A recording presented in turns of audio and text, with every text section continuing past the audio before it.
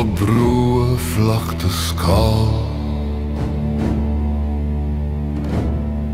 met Bybel in die hand,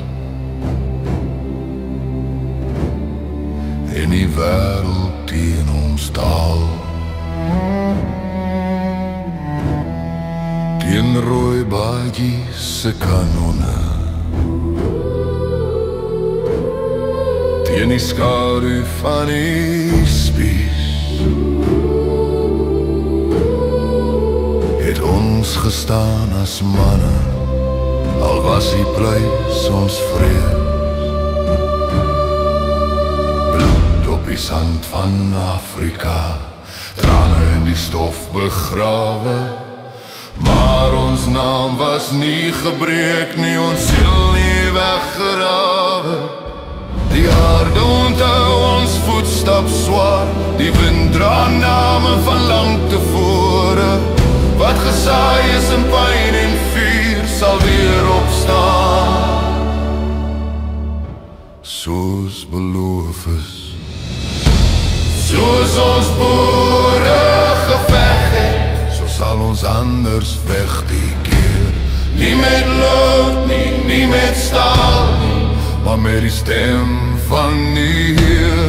Vir die laaste keer sal ons staan, nie alleen, nie verlate meer, want God die almagtige veg vir ons, en hy sal sy volk weer eer.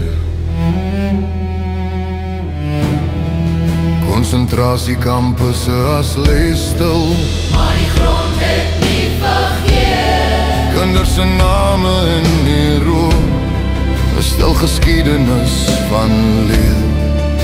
Die wêreld het ons klein verklaar, Gebuig, gebreek, verbaan, maar wat God in sy hand gehou het, word nie verniet gemaak.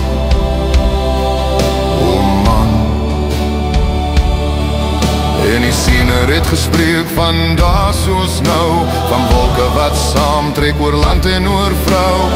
Hy het gesien hoe die wiele draai en hoe die volk weer opstaan, klein maar vry, nie deur die hand van mense nie, nie deur geweld of haat, maar deur 'n oordeel van geregtigheid, wanneer God self opstaan en praat.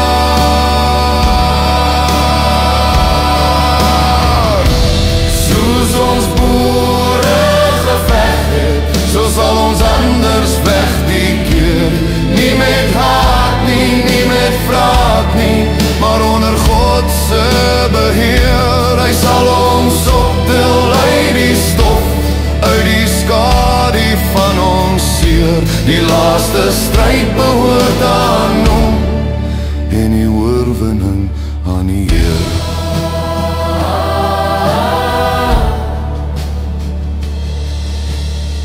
En wanneer die tromme stil word en die stof gaan lê, sal die wêreld weet wie ons was en voor wie ons bly staan het, knielend, vry. Want die God van die boere het nog nooit sy volk vergeet nie.